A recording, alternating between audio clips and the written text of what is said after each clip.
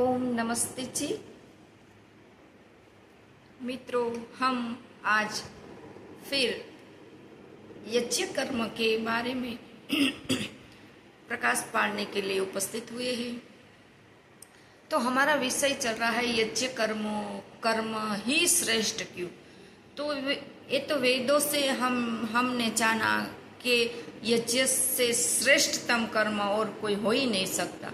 यज्ञ ही श्रेष्ठ कर्म है।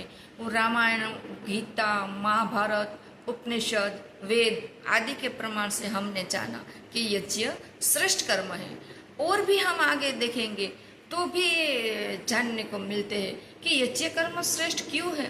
तो इसका अर्थ है कि देव पूजा, संगतिकरण और दान। तो जो देव पूजा है, हम अग्निदेव की पूजा कर रहे हैं, लेकिन उसमें जानने की बात ये है, रहस्य की बात ये है कि अग्निदेव हमको भी देव बनाते हैं।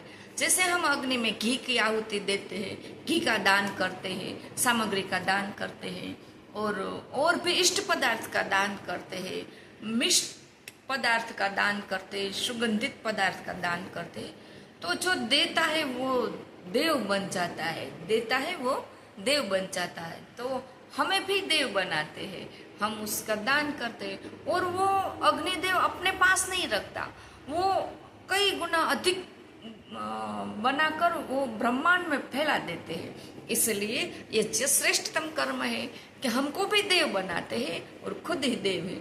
लेकिन हमारी विडंबना क्या है महानुभावों, कि हम जो खाते हैं उसको खिलाते नहीं, और नहीं खाते उसको खिलाते। अग्निदेव खाते हैं, हम उसको खिलाते नहीं, और मूर्ति खाते नहीं, हम उसके पास 56 भोग धरते हैं, अनंत भोग धरते हैं, वो खाते नहीं, और अग्निदेव खाते हैं तो हम उसको खिलाते नहीं है। यानी कि प्रतिदिन यज्ञ नहीं करते, हमारा वो कर्तव्य कर्म है प्रतिदिन यज्ञ करना। और माता पिता खाते हैं, और दिव्यांग बच्चे खाते हैं, अनाथ बच्चे खाते हैं, और पशु पक्षी कीट पतंग प्राणी सब खाते हैं। तो हमें ये ध्यान होना चाहिए कि हमें पदार्थ का किस तरह सदुपयोग करें, कौन सा पदार्थ कहाँ यूज हो, कहाँ उसका सदुपयोग हो। तो ये जो पदार्थ जो है, जो खाने की चीज़ है, वो कौन कौन खाते हैं उसको खिलाए, तो इससे लाभ होता है। माता पिता को खिलाए, माता पिता प्रसन्न होता है। अग्निदेव को खिलाए, अग्निदेव अनंत गुणा कर कर हमको वापस देते हैं। तो जो खाते हैं उसको खिलाना। और हमने तो ये भजन भी बना दिया कि कौन कहते हैं भगवान खाते नहीं, शबरी की तरह हम खिलाते नहीं। अरे मान भावो, अरे मेरे प्यारे मित्रों, वो शबरी ने तो जीवित राम को खिलाया था, नहीं कि सोने की मूर्ति को, पत्थर की मूर्ति को, चांदी की मूर्ति को खिलाया था, जीवित राम को खिलाया था। कौन कहते हैं भगवान सोते नहीं, यशोदा की तरह तुम सुलाते नहीं। अरे यशोदा मैया ने जीवित लल्ला को सुलाया था। महानुभाव, इस समझने की बात है। तो अग्निदेव खाते हैं, हम खिलाते नहीं। तो मैं तो रोज खिलाती हूँ, काजू बादाम किशमिश शक्कर मिश्री सब कुछ अग्निदेव को खिलाती हूँ। और मेरे को बहुत आनंद आता है कि वो खा जाते हैं, और खाकर वो कई अधिक गुना ब्रह्मांड में फैला देते हैं। तो इससे हमको संतोष मिलता है, आनंद मिलता है। तो ये बात है। और भी हम देखते हैं तो पता चलेगा कि अग्नि जो है वो हमको ऊपर उठने की प्रेरणा देती है। अग्नि का स्वभाव है ऊपर उठना, प्रकाश फैलाना और तपना। तो ये हमको ऊपर उठने का प्रेरणा देते हैं, और जीवन में अंधकार को दूर करने की प्रेरणा देते हैं। तो इस तरह हमें अग्नि से भी गुण की प्राप्ति होती है, और हम पुरुषार्थ से कुछ न कुछ आगे बढ़ते रहते हैं। तो यज्ञ से हमको बहुत कुछ, और इदं न मम, ये प्रेरणा मिलती है कि ये सब कुछ ईश्वर का है, मेरा नहीं है, इदं न मम। तो ये भी हमको प्रेरणा मिलती है, ममत्व कम होता है, और निरभिमानता आती है, अभिमान हमारा कम होता है। इससे हमें पता चलता है कि मेरा कुछ भी नहीं है। तो हम कर्तव्य भाव से वस्तु का प्रयोग करते हैं। तो यज्ञ बहुत हमारे जीवन में और भी कुछ ध्यान दे जाते हैं। और रही बात यज्ञ करने में कितना समय लगता है, तो 15 मिनट ही लगते हैं महानुभाव। 15 मिनट में हमारा यज्ञ हो जाता है।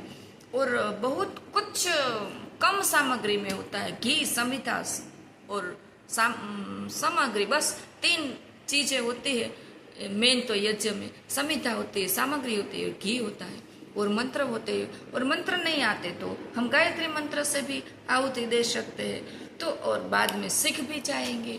तो ये भी प्रश्न होता है कि क्या बिना मंत्र के, हमको मंत्र नहीं आता तो बिना मंत्र के हम यज्ञ कर सकते हैं? तो जी हाँ, जब तक न आए तब तक गायत्री मंत्र से आहुति दे सकते हैं। लेकिन सीखना चाहे तो आप भी जाएंगे, इतना कठिन भी नहीं है। तो लेकिन मंत्र बोलने से क्या होता है, ईश्वर की स्तुति होती है, ईश्वर का बखान होता है, ईश्वर की प्रशंसा होती है और वेदों की मंत्रों की रक्षा होती है। और हमारे आत्मा में जो ईश्वर के प्रति रुचि, प्रेम, श्रद्धा, विश्वास बढ़ता है। तो और मंत्र कंठस्थ होने से, मंत्र बोलने से हमारे गले के फेस पर वो जो क्या होता है, एक प्रकार का वो ब्लड सर्कुलेशन होता है। मंत्रोच्चारण करने से हमारे फेफड़े में भी लाभ होते हैं। तो ये भी लाभ है मंत्र बोलने के साथ आहुति देना। तो इस तरह मैंने आज यज्ञ के बारे में आपको बताया। और आप प्रतिदिन यज्ञ न कर सके तो आप महीने में एक बार यज्ञ करें। अपने जन्मदिन पर यज्ञ करें, अपने माता पिता की पुण्यतिथि पर यज्ञ करें, अपने बच्चों के जन्मदिन हो तब यज्ञ करें। और भी ना हो पाए यज्ञ तो जहाँ यज्ञ का बड़े प्रोग्राम होते, 21 कुंडी 25 कुंडी जो यज्ञ होता है, उसमें आप घी के दान दीजिए, उस समिता का दान दीजिए, सामग्री का दान दीजिए, यज्ञ में समय का दान दीजिए। इस तरह आप यज्ञ की रक्षा कर सकते हैं, यज्ञ को जीवित कर सकते हैं। और ये भी मैं आपको बता दूं कि यदि आप भोजन के समय यज्ञ श्रेष्ठ सेना संत बोलेंगे तो यज्ञ नहीं होगा। क्यों? क्योंकि इसमें तो इसका अर्थ अलग है। और दीप यज्ञ से भी इतना ही ब्रह्मांड का जो संसार का जो कल्याण हम मानते हैं, वो दीप यज्ञ से भी इतना नहीं होगा। क्योंकि अग्निहोत्र का ये जो अग्निहोत्र की बात चल रही है, इसीलिए हम कहीं भी संस्कार कराने चाहिए तो अग्निहोत्र कराना चाहिए। समिधा, सामग्री, औषधियों और काजू बादाम किशमिश आदि डालकर ही यज्ञ कराना चाहिए, ताकि हमारा वो यज्ञ जीवित रहे, यज्ञ की परंपरा जीवित रहे, यज्ञ की परंपरा लुप्त न हो या तो विकृत न हो यज्ञ की परंपरा। तो इस तरह हमें यज्ञ की रक्षा करनी चाहिए। तो यज्ञ के बारे में मैंने आपको बताया और निश्चित रूपेण मुझे विश्वास है कि आप यज्ञ में आपकी श्रद्धा और बढ़ी होगी। और क्या क्या लाभ होता है यज्ञ से, तो यज्ञ करने से वायु शुद्ध होती है, भूमि शुद्ध होती है, जल शुद्ध होता है और स्वास्थ्य उत्तम मिलता है, दीर्घायु मिलती है, रोगों से छुटकारा मिलता है, प्रकृति का संतुलन ठीक रहता है, ऋतु चक्र ठीक चलता है यज्ञ करने से। और क्या होता है तो कि वातावरण में जो हानिकारक तत्व है, रोग कारक जंतु है, वो नाश पाते हैं। और भी यज्ञ से वायुमंडल शुद्ध होता है। तो यज्ञ से कई लाभ होता है। तो महानुभावों, हमारी दिनचर्या हमें यज्ञ निश्चित रूप में शामिल करना चाहिए। धन्यवाद।